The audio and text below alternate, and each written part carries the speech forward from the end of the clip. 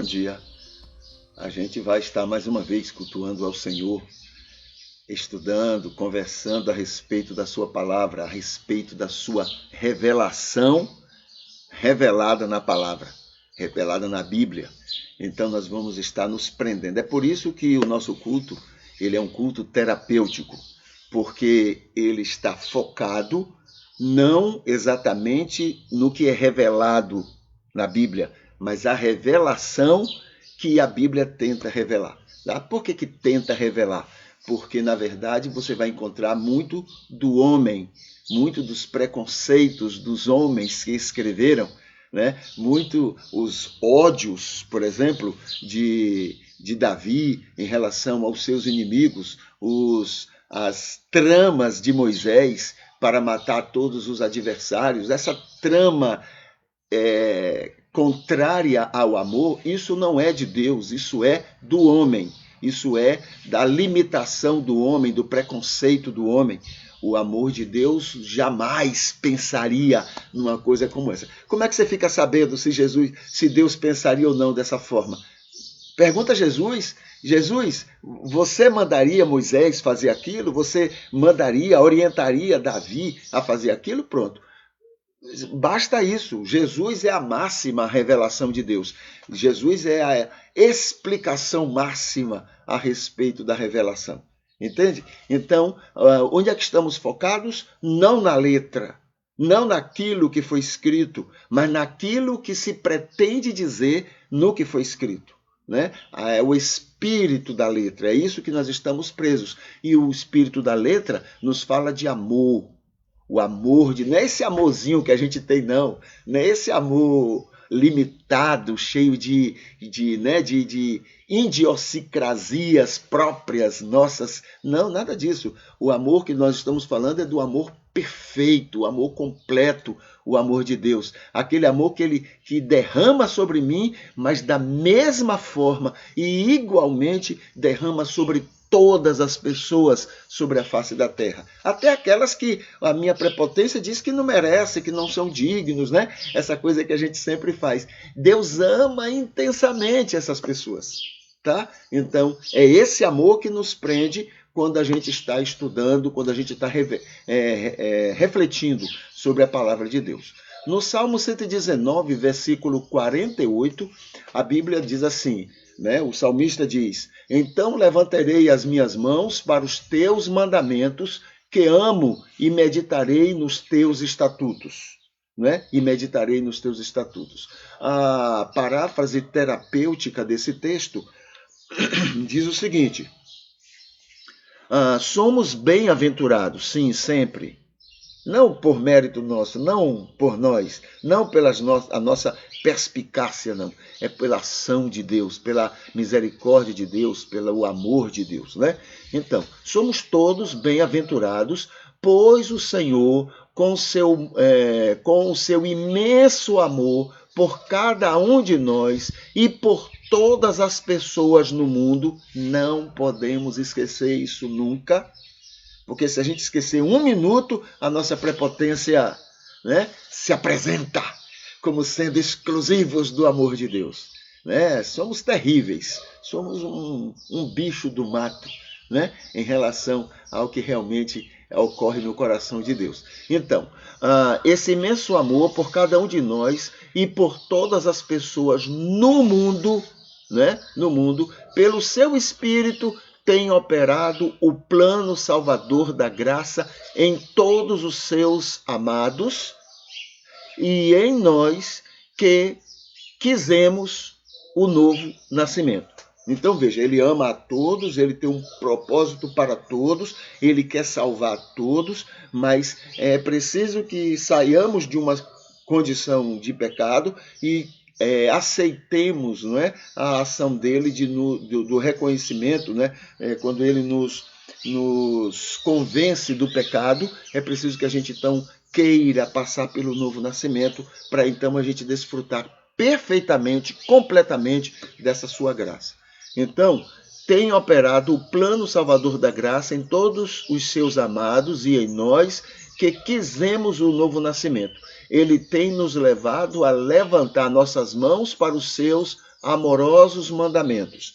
Veja só, por nós mesmos, rejeitamos os mandamentos, mas o que ele tem feito na vida da gente faz com que a gente comece a olhar os mandamentos com outros olhos, né, com outra compreensão. Então a gente já não olha como aquela coisa que nos condena, mas é aquilo que nos ajuda.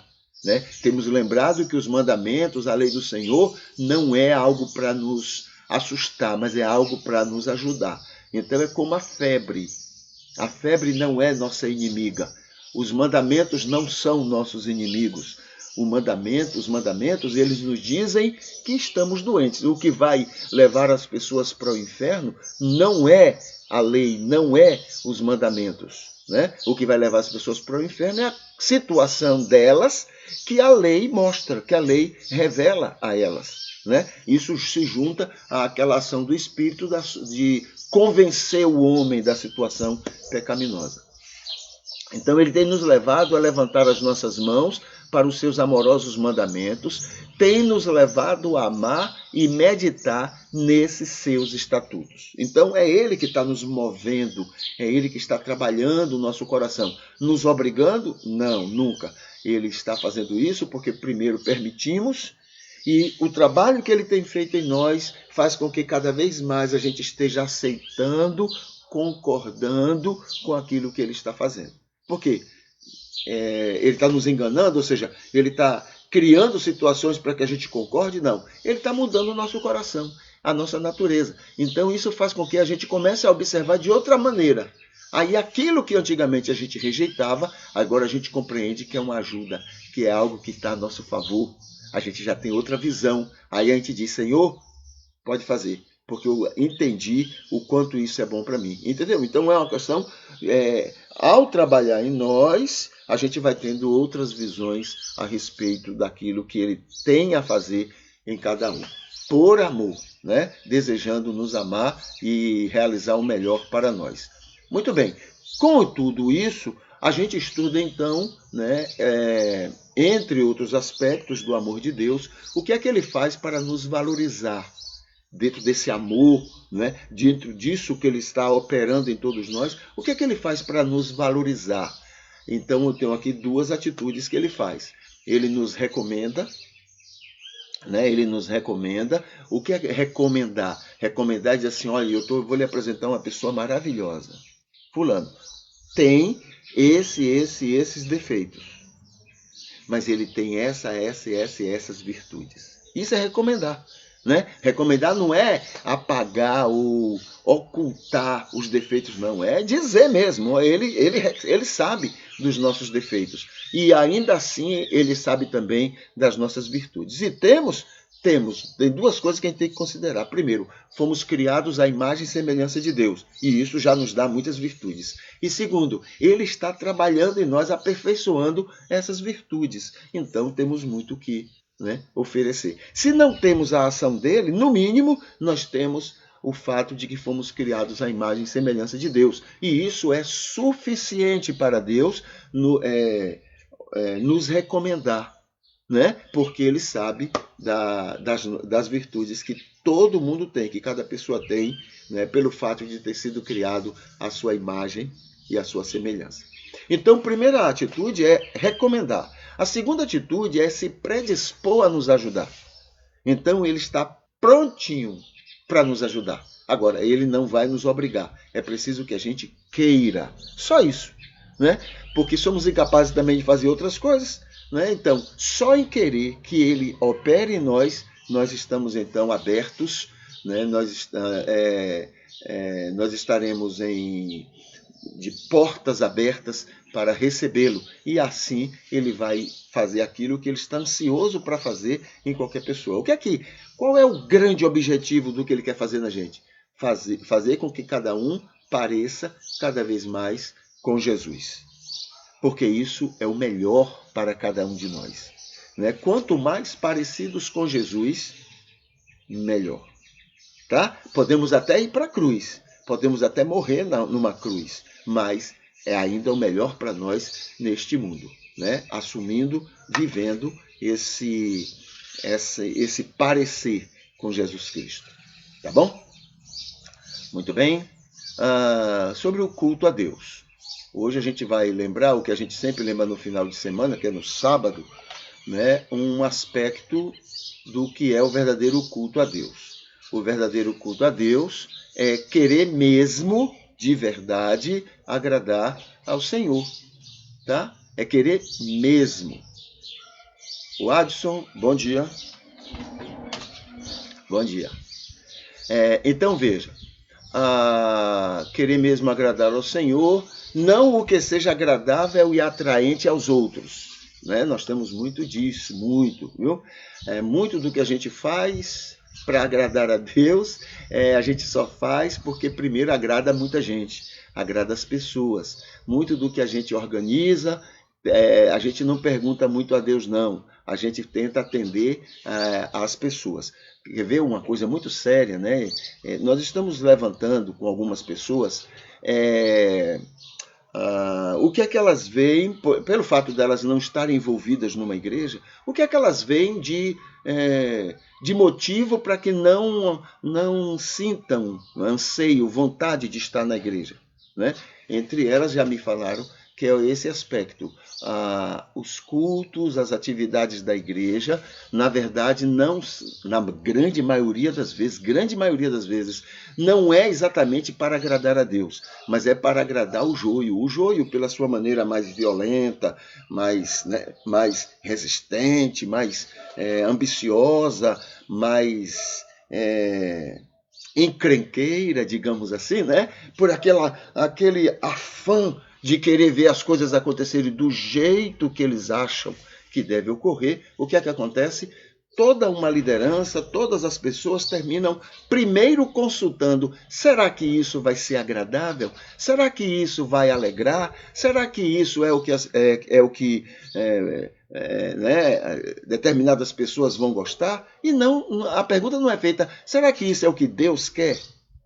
Entendeu? Então, na maioria das vezes, é muito mais para agradar. Eu estava há algum tempo atrás conversando com um pastor e ele lembrando isso. A gente passa mais tempo preocupado em não fazer algo para deixar o joio, né, agitado. A gente fica mais preocupado em atender o joio, mais preocupado em ver o que é que eles gostam, o que é que não gostam, do que mesmo para atender a Deus. Ele chegou a dizer assim: como pastor, eu termino agradando muito, eu termino atendendo muito mais ao joio do que ao que eu sei e entendo que seja de Deus.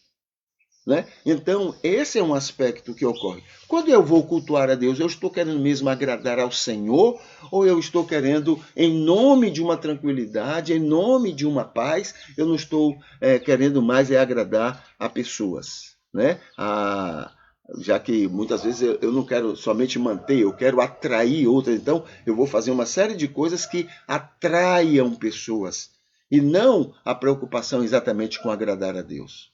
Né? Então, o verdadeiro culto a Deus é querer mesmo, haja o que houver, custe o que custar, qualquer que seja o preço a se pagar, né? É querer mesmo agradar ao Senhor. Vai haver um preço? Vai haver preço? Sim, vai haver preço, mas o intuito é agradar a Deus. Não importa se vai desagradar. Entendeu? Claro que isso não quer dizer que você, pelo que você acha que é a vontade de Deus, você vai fazer de qualquer forma e os outros que aceitem se quiserem. Não é isso que eu estou falando. Eu estou falando de um bom senso. Aquilo que agrada a Deus, não é algo de maneira harmônica, de maneira abençoadora, mesmo que as outras pessoas não gostem, não entendam, mas é de maneira harmônica. É através da boa convivência e não na força, na bruta, na violência. Isso não é de Deus. Pode até estar querendo fazer o que você acha que Deus quer, mas a maneira também tem a ver. Não pode criar, né, essa angústia. Tem que ser alguma coisa harmônica e abençoadora. Tá? Muito bem. Vamos aqui para o texto bíblico, em João, capítulo 1. Estamos, né, no Evangelho de João. Deixa eu botar aqui o esboço nos comentários.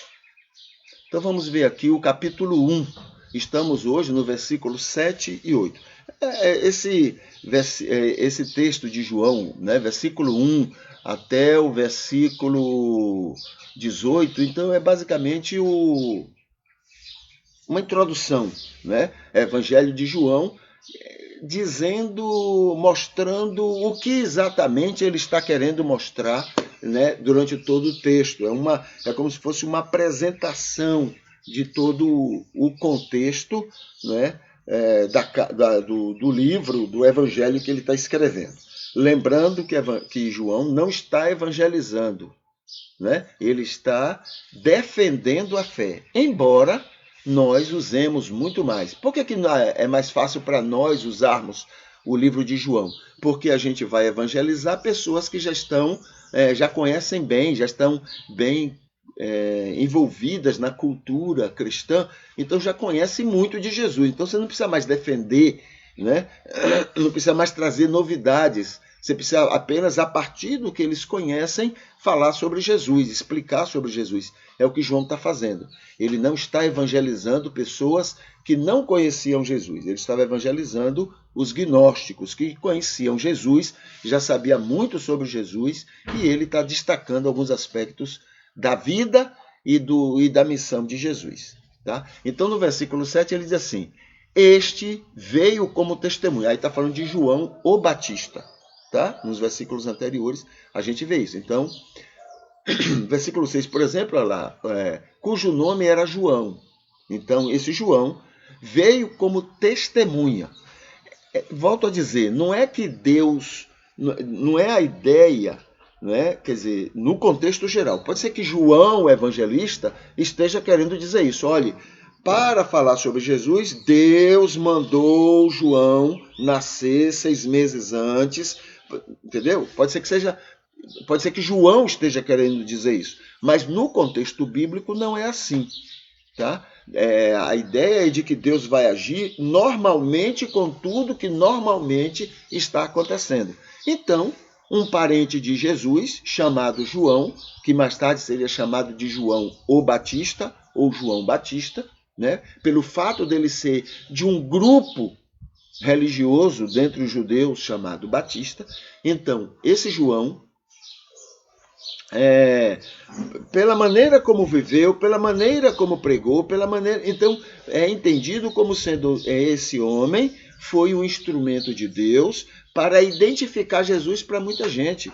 Inclusive, alguns dos discípulos de Jesus seguiu Jesus por causa do reconhecimento que João deu a Jesus, né? Olha, esse é o Cordeiro de Deus. A gente vai ver isso na continuação dos capítulos desse Evangelho de João.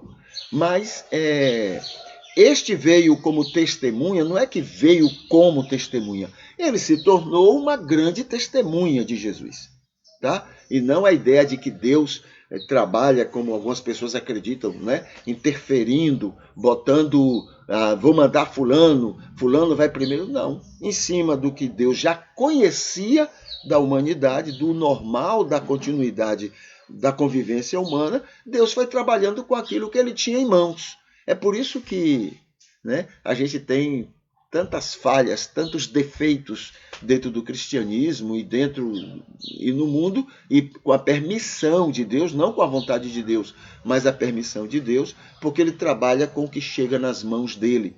Ele não atua de maneira impositiva, fazendo, né, como algumas pessoas que acreditam nessa imposição, tem que ser do jeito que Deus queria que fosse. Se fosse do jeito que Deus gostaria que fosse, as coisas seriam muito mais diferentes, né? Porque Deus ama.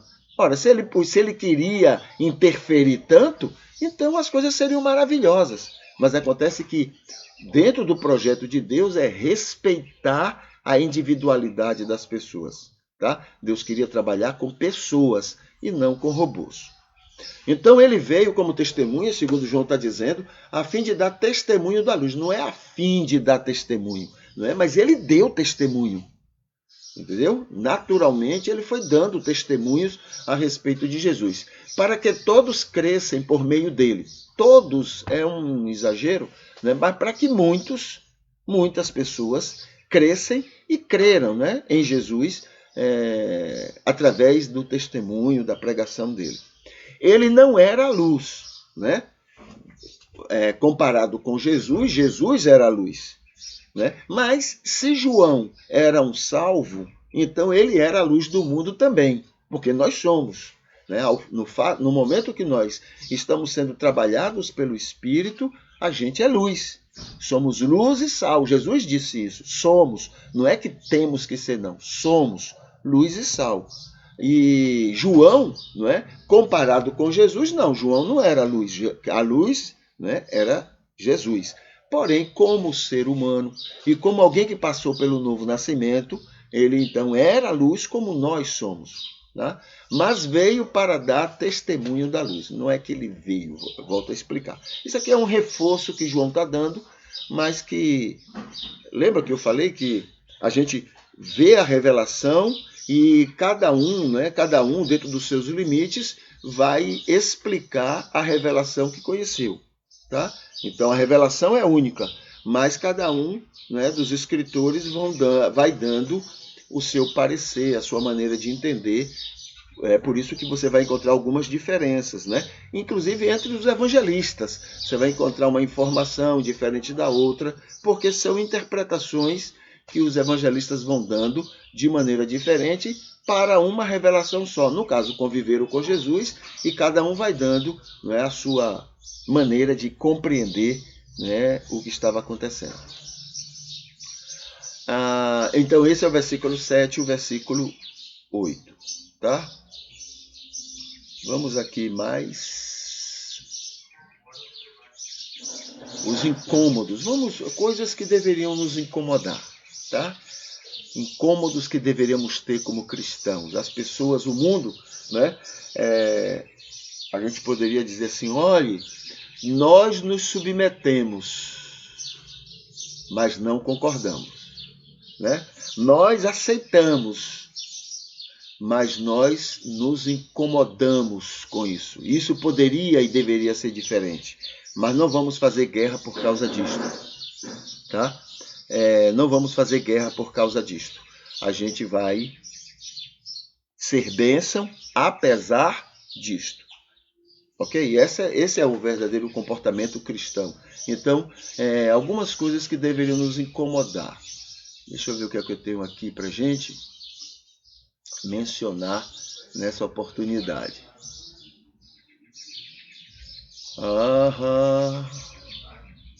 Campanhas de cestas básicas.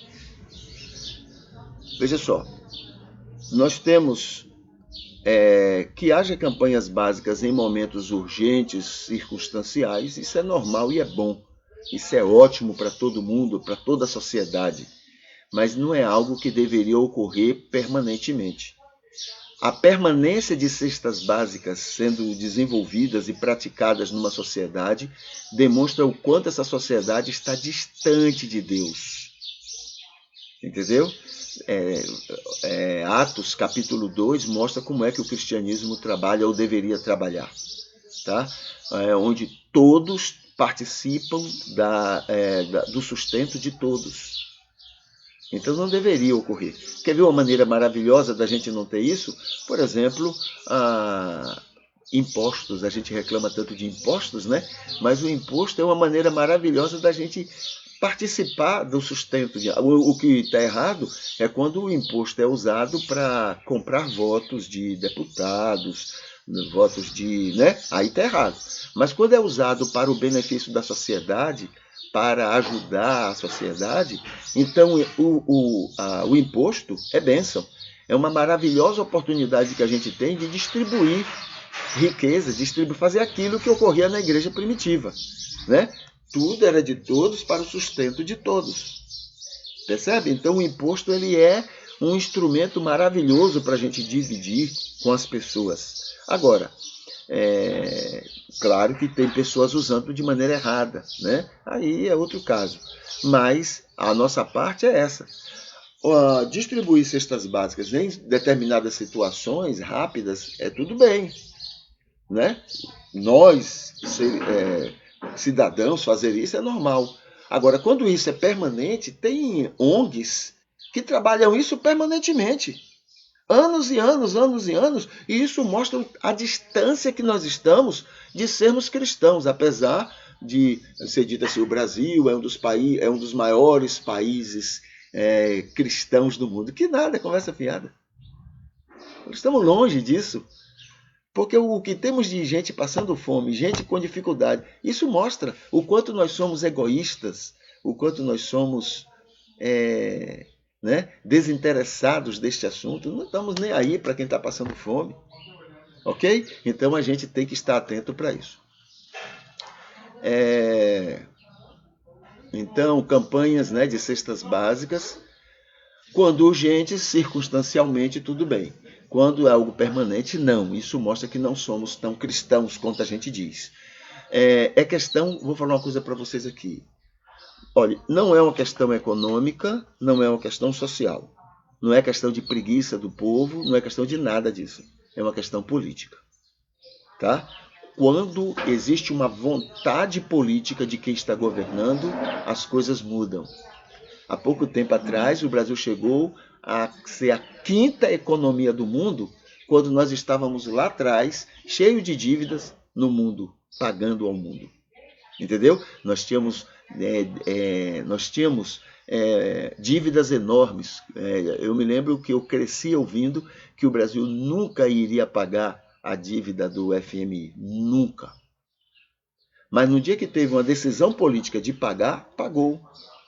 No dia que teve uma decisão política de tirar 23 milhões, quase 30 milhões de pessoas da miséria, tirou. No dia que teve uma decisão política de melhorar uma série de coisas, a educação, melhorou. Entendeu? É uma decisão política. Então, esse negócio de, não, porque o brasileiro é preguiçoso, o brasileiro não quer trabalhar. Não, isso é mentira. Porque naquela época, o mesmo brasileiro melhorou de vida. O mesmo brasileiro, com todas as características que nós temos, melhorou de vida.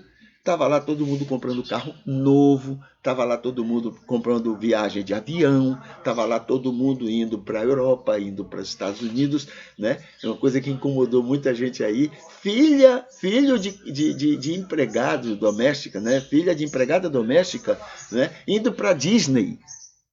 Sabe por que isso? Não é porque naquela época o povo era melhor, era mais trabalhador do que hoje, não. É porque naquela época teve uma decisão política. Alguém tomou uma decisão de mudar isso. Entendeu? Então, o problema nosso é a questão de decisão política.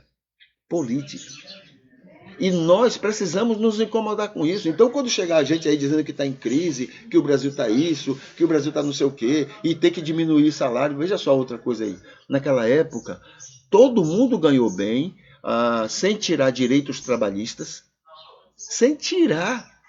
Não precisava o empregado se tornar cada vez mais escravo para poder melhorar a situação dele, não. Pelo contrário, melhorou a condição. Os salários melhoraram suas condições. Né? O salário estava crescendo mais do que a inflação. Deu para entender? Então é uma questão de decisão política. E a igreja, os cristãos, precisam estar informados disso e se incomodarem. Então não é somente dizer, não, é porque o mundo, naquela época estava a crise mundial. Naquela época, 2008 em diante, o mundo entrou em crise. Em crise. Mas foi tomada uma decisão que no Brasil não teria esse problema, e não teve. E o Brasil continuou crescendo. Decisão política, queridos. E a gente precisa estar cônscio disso e nos incomodar quando então ficam inventando, olha só, inventaram crises aí, né? No governo anterior a esse, inventou crise para poder tirar aquele dinheiro que viria do pré-sal, que era para vir para a educação e para a saúde, inventaram crise para poder pegar esses dois dinheiros e jogar para as empresas internacionais. Decisão política. Entende? Então nós precisamos nos incomodar com isso. Não podemos aceitar. Porque eu posso estar bem, mas e os outros? E esses outros que Deus ama, que Deus quer o melhor para eles, e o nosso silêncio está permitindo que eles passem o que eles estão passando? Deu para entender? Então precisamos nos incomodar porque Jesus incomodaria. Jesus não ia para briga, não. Jesus não ia fazer confusão, não. Mas Jesus ficaria incomodado com isso. Eu acredito num Jesus que se incomodaria com isso. Porque Jesus ama essas pessoas. Entendeu?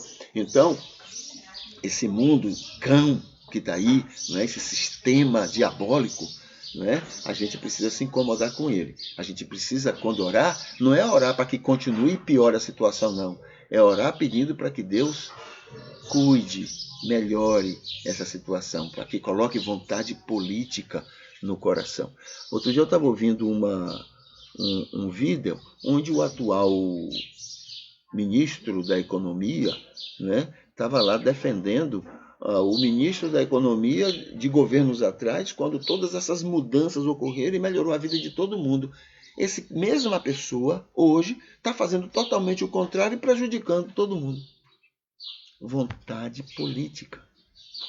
Entende? Então precisamos nos incomodar com isso em nome de uma fé, porque tem muita gente amada de Deus que está pagando um preço alto, sofrendo com isso. Então não podemos ficar, né, achando que está tudo bom, que está tudo normal, não. Precisamos dizer ao mundo, olha, nos submetemos, respeitamos, mas não concordamos.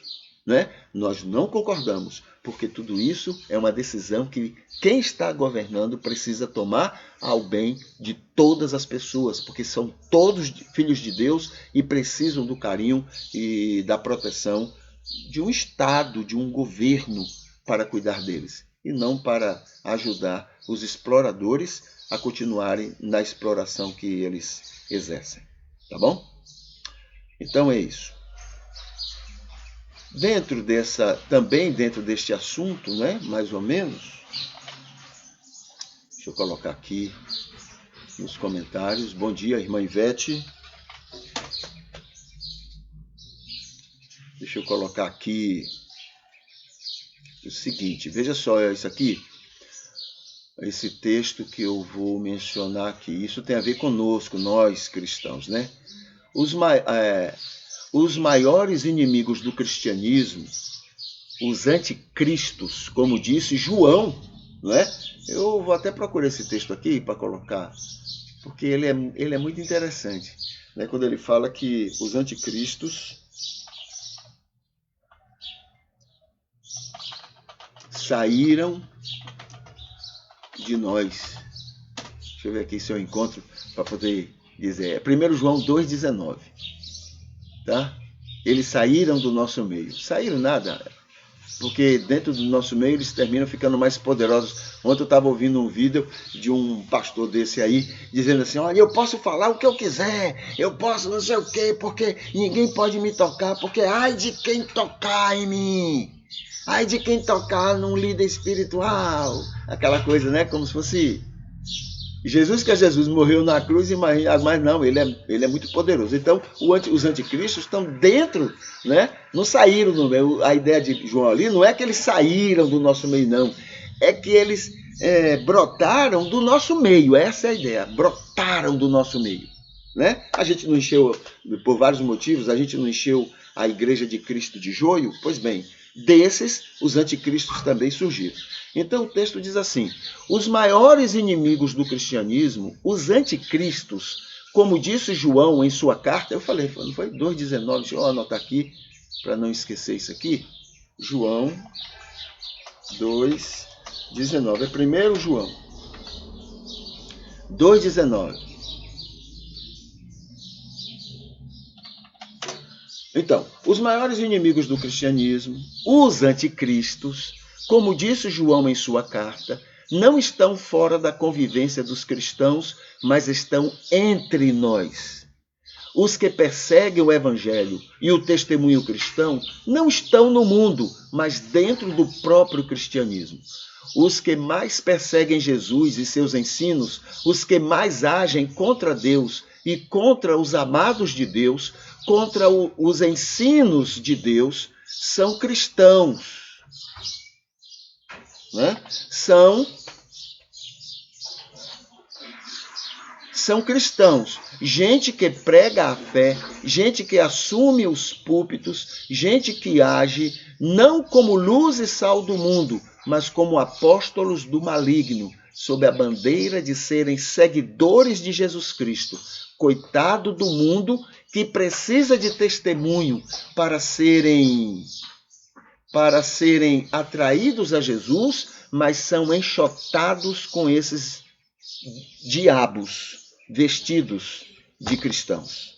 Entende? Então, percebeu o texto? Então, às vezes a gente passa eles, né, esses caras, né, essas pessoas, esses joio, né, nos levam a querer descobrir inimigos lá fora, para nos distrair. A gente fica olhando os inimigos lá fora, né, procurando inimigos. Aliás, tem cristão que, enquanto tiver inimigos, ele é cristão. No dia que ele parar de ter inimigo, ou que ele descobrir que não tem inimigo, ele perde a fé. Né? Tem gente que precisa de inimigos. Né? A fé dessas pessoas precisa encontrar diabo em tudo, precisa encontrar maligno em tudo. Então, essas pessoas, o que é que eles fazem? Para poder continuarem justificando o seu comportamento anticristão, né? Eles colocam inimigos lá no mundo. Os inimigos estão lá, e eles agindo como inimigos da fé. Por que inimigos da fé?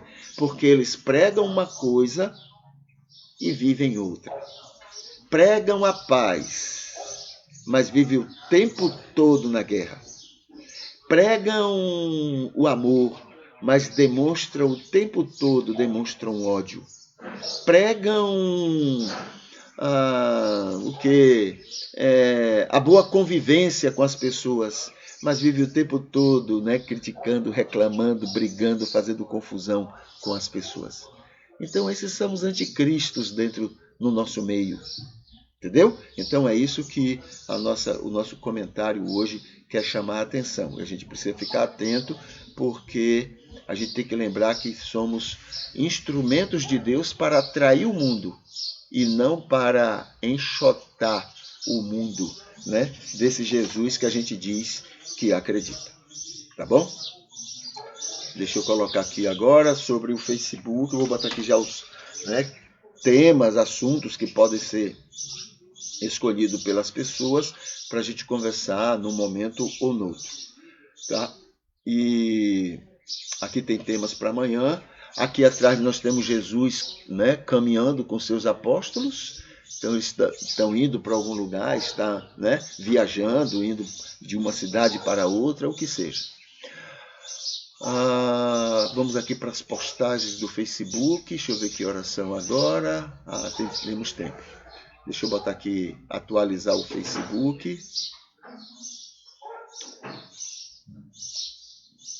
Deixa eu atualizar para a gente pegar do culto de hoje, tá? Deixa eu botar aqui na tela.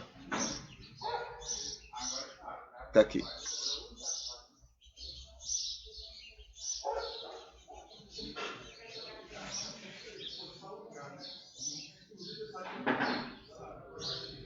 Muito bem, aqui está o culto de hoje, né? O nosso culto. Aqui nós temos quatro curtidas que foram dadas para o nosso culto.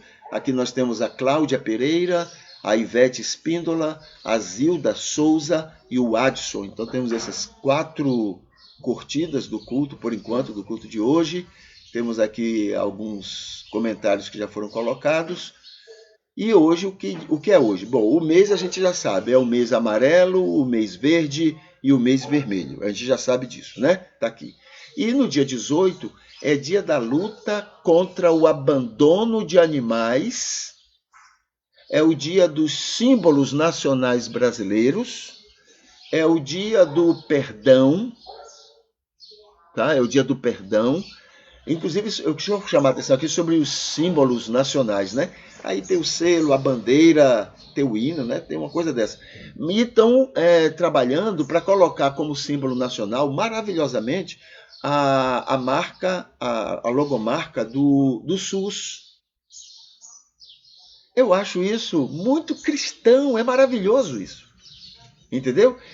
Demonstra um interesse grande pelo social, pela sociedade. Então é maravilhoso, né? Olha aí uma coisa que os cristãos deveriam estar mobilizados para parabenizar ao Congresso, né?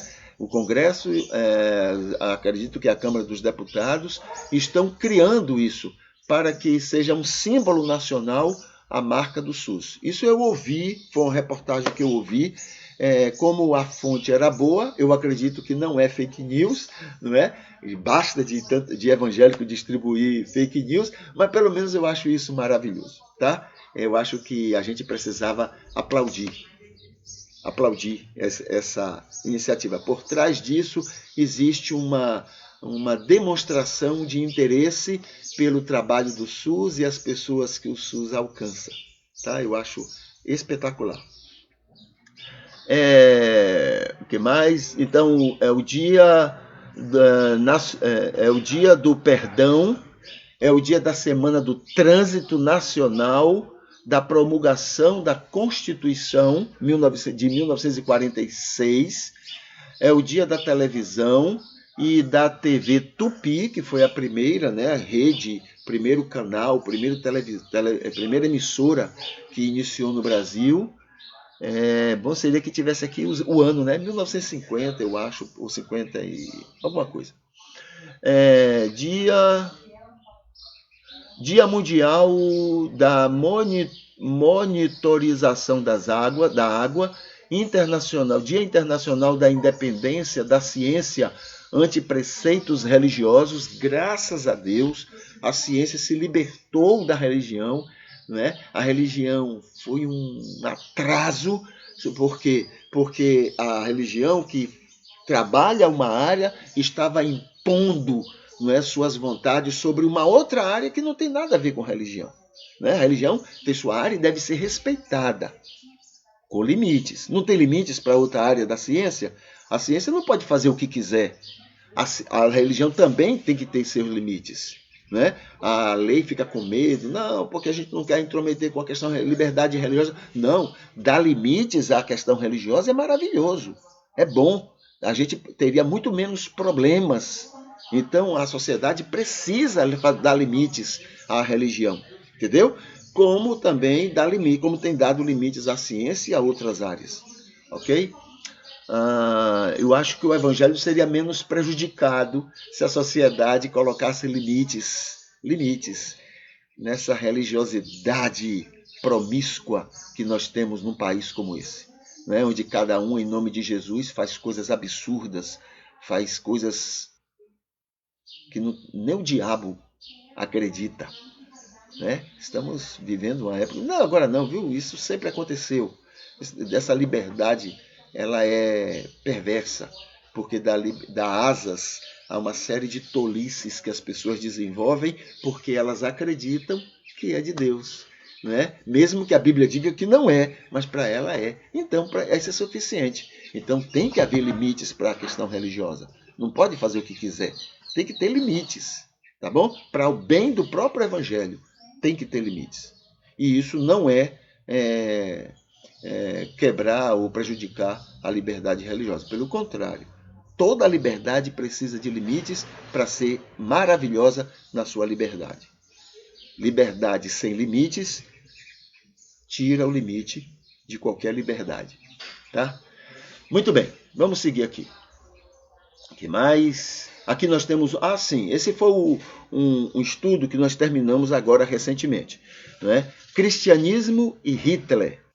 Muito bom. E baseado em estudos maravilhosos, tá bom? Estudos, tem até o link do estudo de um dos estudos, porque nesse estudo tem as várias fontes, né, que foram também consultadas para chegarmos a esse estudo espetacular. Tá? Muito bom, sobre cristianismo e Hitler. Talvez, no geral, nós somos piores do que ele. Muito bem. Sim, outra coisa aqui, olha. Deveríamos nos incomodar. Tem escrito aqui em cima, cadê? Isso deveria nos incomodar como cristãos. As vítimas disto tudo são pessoas amadas de Deus que estão passando por esta situação bem perto da gente. Não está longe não, pertinho da gente. Né? Veja só. Osso de patinho está custando R$ 13,49. Você acredita? Os açougues estão vendendo osso a R$ 13,49. E outra coisa, isso aqui é promoção, para que as pessoas aproveitarem ao máximo. Osso, num país que se diz cristão. Num país que se diz cristão. Tá bom? Tá aí. Vamos ver mais aqui. Então, esse aqui é um vídeo, né, de um tema. Eu tinha um tema cultural, a comunhão fraternal na igreja. Aqui tem um banner, né, fazendo uma chamada para os cultos matutinos e os temas que a gente trabalha. Aqui tem o curso de psicanálise, o curso de terapia familiar e um curso Vença a Rotina Conjugal. Então, esses 3 cursos. Tem aqui um banner sobre igreja é um hospital, como Jesus, né? Como Jesus, desprezado social, ou seja, a igreja atuar não provocando esse desprezo, mas se preocupando e se interessando pelo social. Aqui também tem um banner falando sobre programas, o chamado programa 14 horas, que alguns anos atrás, alguns, né, teólogos se reuniam para estudar e conversar sobre vários aspectos da Bíblia. Aqui nós temos uma plataforma do Psicalme. Aqui tem uma lista de artigos, né, que nós escrevemos para um site aqui da cidade, um site de notícias, tem aqui. Deus ama todo o mundo. Esse banner está chamando a atenção, nos lembrando isto, e a gente tem esquecido muito. Ele ama todo mundo igualmente, com total equidade, sem nenhuma acepção de pessoas. E o melhor culto a ele não é o elogio e a dengação semanal que praticamos, mas o cristão ser luz e sal para abençoar todo o mundo ao seu redor com seu testemunho ativo e com isto ser glorificado por todos. Deus ser glorificado por todos, né? Mateus 5:13 até o 16 e Atos 2:42, 47. Este foi um tema também tratado no culto de ontem. E aqui está o culto de ontem, tá? Esse culto de ontem ele foi curtido, né, pela Lane Carvalho, o Adson Costa, Ivete Espíndola e Marcos Brandão. Então esses queridos curtiram o culto de ontem. Deixa eu ver se tem algum tema, algum assunto que eles colocaram aqui para a gente comentar rapidinho. Não, não tem. Temos ainda 1 minuto, né? Não vai dar tempo a gente ver. Deixa eu ver se está aqui. Não vai dar. Vai, está aqui. Só 1 minutinho. Vamos ver aqui o que é que um assunto que tem aqui para a gente, pelo menos, introduzir, né? Ele está depois da graça, herança eterna, né? Então, só para a gente começar, quando a Bíblia fala de herança eterna, tem a ver também com as bênçãos normais, né? A bênção da saúde, a bênção do poder conviver com pessoas, a bênção de ser abençoado por Deus através de pessoas, a bênção de ser instrumento de Deus para abençoar. Enfim, o dia a dia, isso faz parte da nossa herança eterna. Não tem nada de extra, né, nessa normalidade. Deus nos abençoa normalmente, na convivência normal. Ninguém nesse mundo, apesar que a gente gostaria muito disto, né? Porque a nossa prepotência, a gente vive numa competição. Então eu tenho que ser mais abençoado do que os outros, para que os outros vejam que eu sou mais abençoado. Então a gente fica nessa, né? É uma coisa inconsciente, a gente faz sem querer, mas faz. Né? Então a gente fica nessa labuta. Mas graças a Deus, todos são igualmente muito abençoados por Deus. Muito. Agora, existem pessoas que desfrutam mais do que outras. Aí sim. Por quê? Aquelas pessoas que estão mais próximas de Deus, aquelas que dependem mais de Deus, confiam mais em Deus, aqueles que estão mais interessados em agradar a Deus, esses desfrutam mais. Mas as bênçãos são as mesmas. né? Por quê? Porque ele ama a todos, mesmo aqueles distantes, ele ama muito, muito, né? Demais, exageradamente, como também ama a mim. Então ele não tem essa coisa de, não, eu vou abençoar mais você do que o outro, porque você merece. Primeiro, porque ninguém merece. Né? Ninguém é digno disso. Ele faz pela sua misericórdia. E a misericórdia que ele tem comigo é a mesma misericórdia que ele tem com qualquer pessoa sobre a face da terra. Agora, aqueles que estão próximos a ele, não é, desfruta muito mais, aproveita muito mais essas bênçãos do que aqueles que estão distraídos com as outras coisas. Eles são abençoados, mas eles não percebem, eles não lembram, eles não, enfim, né, terminam perdendo o gostoso de viver e de desfrutar dessas muitas bênçãos, tá bom? Esse é o primeiro aspecto sobre a herança eterna que a gente pode destacar aqui. Vamos aqui para o nosso momento da oração. A gente vai orar, a gente vai agradecer a Deus, porque Ele tem, você pode até não perceber, viu? A gente pode até nem perceber. As pessoas ao nosso redor às vezes nem percebem também. Mas Ele tem tirado muitos dos nossos preconceitos e das nossas prepotências. Ele tem tirado muito. Para você ver o tanto que a gente tem, que é tanto, não é? Que o que ele vai tirando ainda não está tão percebível. Mas é demais que a gente tem, a gente nem imagina. Mas ele tem tirado e a gente tem que agradecer por isso. E pedir que as pessoas percebam, que façamos diferença, né, com isso que ele está operando em nós. Vamos orar. Querido Deus, amado Pai, muito obrigado, Senhor, pela certeza, pela Tua palavra, que nós temos de que Tu estás, ó Deus, trabalhando o nosso coração, a nossa alma, nos fazendo cada vez mais parecidos com Jesus. E isso quer dizer que Tu tens tirado cada vez mais de nós os nossos preconceitos e tirado cada vez mais de nós as nossas prepotências, nossas vaidades, nossos orgulhos. Tu tens, ó Deus, feito milagres no coração da gente. Pedimos agora, Senhor, que as pessoas possam perceber isso, aconteça isso de uma maneira tão viva que as pessoas percebam e elas possam, ó Deus, ver o nosso testemunho e possam também desfrutar, né, dessa nossa melhor convivência com elas. Nós estamos pedindo, agradecendo e te louvando por tudo isto, em nome de Jesus. Amém. Muito bem, essa é a nossa oração. A gente vai aqui para os lembretes. Hoje à noite eu vou ter uma conversa com o Adson. A gente vai estar conversando sobre família, tá? E no link, desse culto, né, a descrição desse culto, nos links 13, 14 e 15, você tem 3 cursos que eu queria que você desse uma olhadinha. Pode ser que algum sirva para você.